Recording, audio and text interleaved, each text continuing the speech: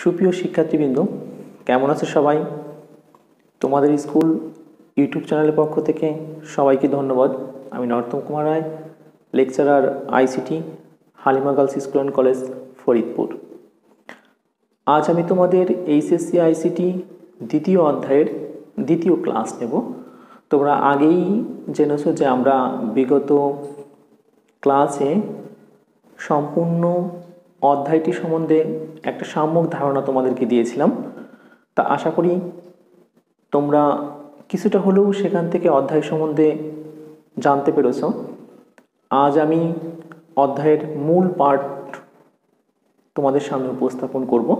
আমার মূল পাঠের প্রথম ক্লাস আজ শুরু করতে যাচ্ছি।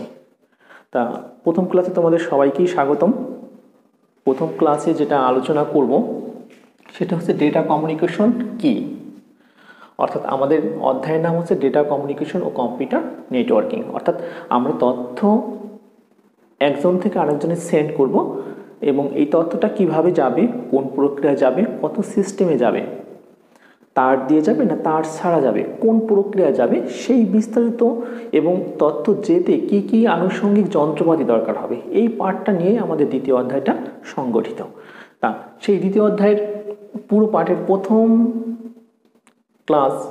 ক্লাসের প্রথম প্রশ্ন হচ্ছে ডেটা কমিউনিকেশন কি। অর্থাৎ কমিউনিকেশন বা যোগাযোগ কি। যোগাযোগ হচ্ছে এক কম্পিউটার থেকে অপর কম্পিউটারে তথ্য আদান প্রদান করাকে ডেটা কমিউনিকেশন বলে।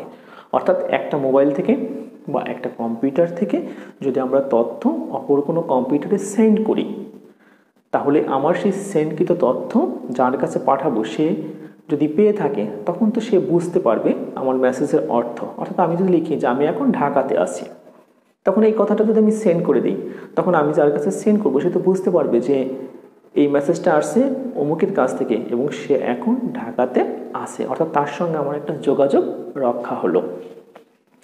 তাহলে এক কম্পিউটার থেকে অন্য কম্পিউটারে তথ্য আদান প্রদান করাকেই ডেটা কমিউনিকেশন বলে।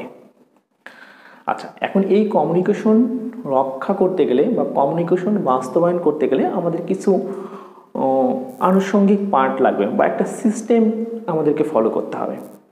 তা আমরা দ্বিতীয় প্রশ্নে দেখি যে সেই সিস্টেমটা কেমন হতে পারে। দ্বিতীয় প্রশ্ন হচ্ছে ডেটা কমিউনিকেশনের উপাদানগুলো কি কি। অর্থাৎ একটা কম্পিউটার থেকে অপর কম্পিউটারে যদি আমাদের তথ্য প্রেরণ করতে হয় তাহলে কি কি উপাদানের সমন্বয়ে আমরা এই আনুষঙ্গিক কাজটা সম্পূর্ণ করব। ওকে, দেখো এখানে আমাদের কয়টা পার্ট আছে? একটা, দুইটা, তিনটা, চারটা, পাঁচটা পার্ট। তাহলে পাঁচটা পার্টে আমাদের কি কি ঘটনাগুলো ঘটেছে আমি সেটাই এখন তোমাদের সামনে তুলে ধরবো। এক নম্বরে দেখো উৎস।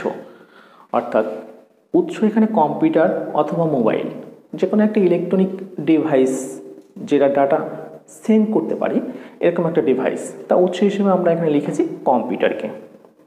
এখন কম্পিউটার থেকে এই কম্পিউটারে একটা তথ্য আমরা সেন্ড করব।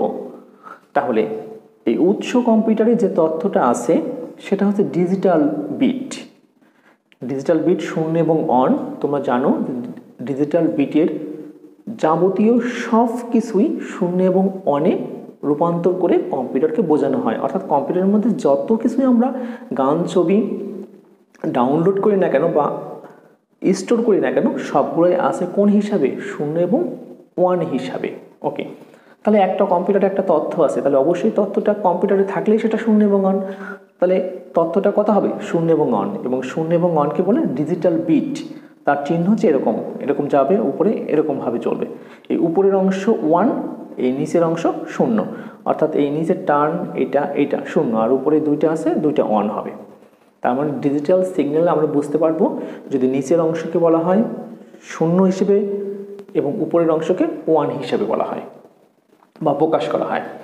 তাহলে উৎস থেকে একটা তথ্য আমরা সেন্ড করব। তা সেন্ডকৃত যে তথ্যটা সেটা কীভাবে আসে কম্পিউটারের মধ্যে? ডিজিটাল বিট হিসেবে। আচ্ছা, সেই ডিজিটাল বিটটাকে আমরা সেন্ড যখন করব তখন আমাদের সেন্ডের কাজটা করে দেবে কি? মডেম।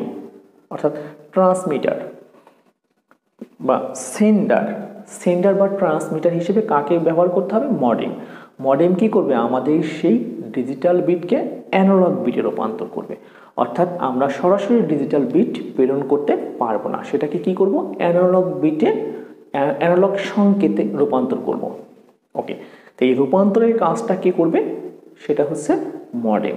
ওকে, তাহলে কম্পিউটার থেকে যে তথ্যটা বের হয়ে আসবে সেটা কম্পিউটারে থেকেই মডেমে ঢুকবে।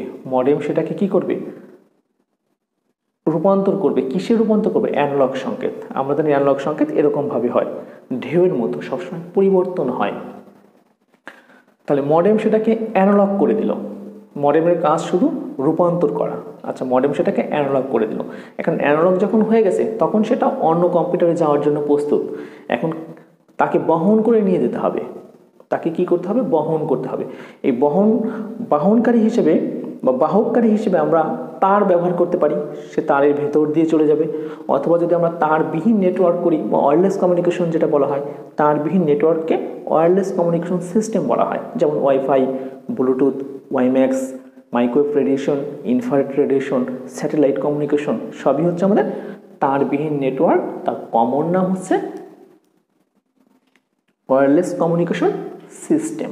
ওকে, তাহলে যখন ডিজিটাল অ্যানালগ হয়ে গেছে তখন তাকে সেন্ড করব। কাকে দিয়ে করব, অপটিক্যাল ফাইবার কেবল বা টাওয়ার। টাওয়ার বলতে আমাদের মোবাইল কমিউনিকেশন যে টাওয়ার থাকে সেটা আমাদের মাইক্রোওয়েভ রেডিয়েশন ব্যবহার করে। তাই এই অপটিক্যাল ফাইবার তার দিয়ে অথবা টাওয়ার দিয়ে, টাওয়ারে তো তার ব্যবহার করা হয় না, এই জন্য লিখেছি অপটিক্যাল ফাইবার কেবল তার ব্যবহার করে অথবা তার ব্যবহার ছাড়া, সেটা কোনটা, টাওয়ারে ব্যবহার করে। ওকে, তাহলে অ্যানালগ সংকেত যাচ্ছে, এই দুইজনের যে কোনো একজন ওকে বহন করে নিয়ে যাচ্ছে। অ্যানালগ এখান থেকে দেওয়া হচ্ছে, ও বহন করে নিয়ে এই পর্যন্ত চলে আসছে। আসার পর যখন গন্তব্য বা প্রাপক কম্পিউটারের কাছে আসবে তখন আমি তো সেন্ড করছিলাম কম্পিউটার থেকে কি ডিজিটাল, এই কম্পিউটার তো ডিজিটালকে চাচ্ছে, তখন সেটাকে আবার রূপান্তর করতে হবে।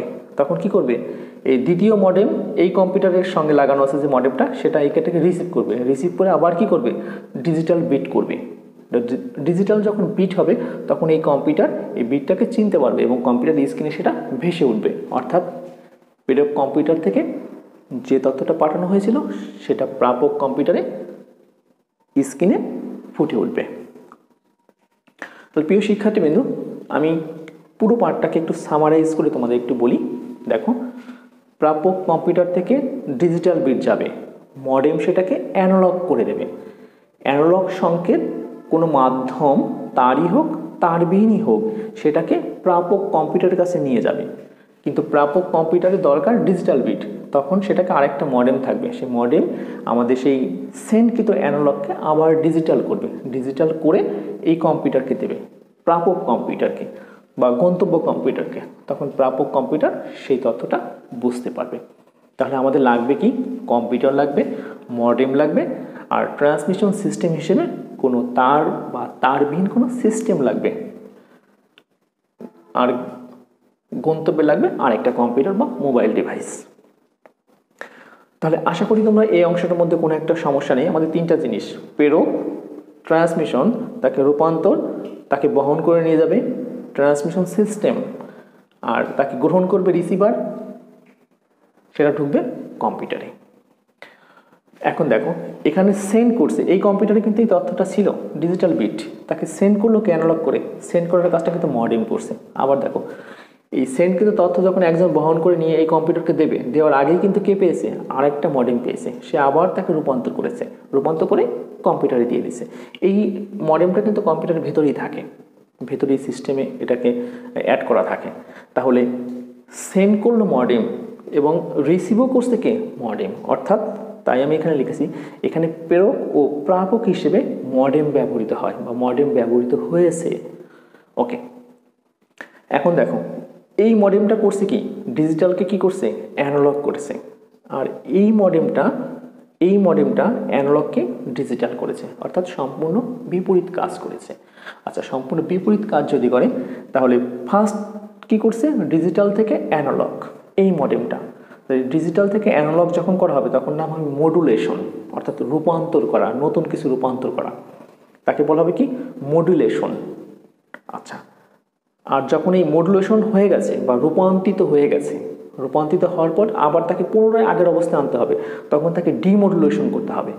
তখন কি অ্যানালগ থেকে আবার ডিজিটাল, অ্যানালগ থেকে আবার ডিজিটাল, তার নাম ডিমডুলেশন। তোমরা 9-10-এ তোমাদের যখন রেডিও টেলিভিশন পড়েছিল তখনও কিন্তু এরকম একটা কথা ছিল, তোমাদের রূপান্তরিত তরঙ্গ ছিল। যখন রেডিও সেন্টার থেকে কথা বলা হয়েছিল তখন সেখান থেকে শব্দ সংকেতকে তড়িৎ সংকেত করা হয়েছিল, কারণ তড়িৎ সংকেত অনেক দূরে যখন যেতে পারছিল না তখন তার সঙ্গে অ্যাড করা হয়েছিল রেডিও তরঙ্গ। সেই রেডিও তরঙ্গ অ্যাড করার পরবর্তীতে নাম ছিল রূপান্তরিত তরঙ্গ বা মডুলেটেড তরঙ্গ। এখানেও আমাদের তেমন, যখন এটাকে রূপান্তর করা হলো তখন তার নাম হয়ে গেল কি মডুলেশন, অর্থাৎ ডিজিটাল থেকে অ্যানালগ করার নাম মডুলেশন, তাকে আবার উল্টাভাবে করার নাম সঙ্গে একটা ডি দিতে হবে, শুধু ডিমডুলেশন। তো প্রিয় শিক্ষার্থীবৃন্দ, আমরা পড়লাম ডেটা কমিউনিকেশন কি এবং ডেটা কমিউনিকেশন করতে আমাদের কি কি সিস্টেম দরকার হবে, অর্থাৎ কয়টা পার্ট আমরা অতিক্রম করলে একটা কম্পিউটার থেকে তথ্য অপর একটা কম্পিউটারে সেন্ড করতে পারবো। তা প্রিয় শিক্ষার্থীবৃন্দ, আমাদের দ্বিতীয় চ্যাপ্টারের দ্বিতীয় ক্লাস আমি এখানেই শেষ করব। তোমরা আমার ফেসবুক পেজেও লগ ইন করতে পারো, সেখানেও তোমাদের সবগুলো পেজের লিঙ্ক দেওয়া আছে, তোমরা সেখানে সার্চ করলেও যে কোনো সময় যে কোনো ভিডিও পেয়ে যাবা। ধন্যবাদ সবাইকে।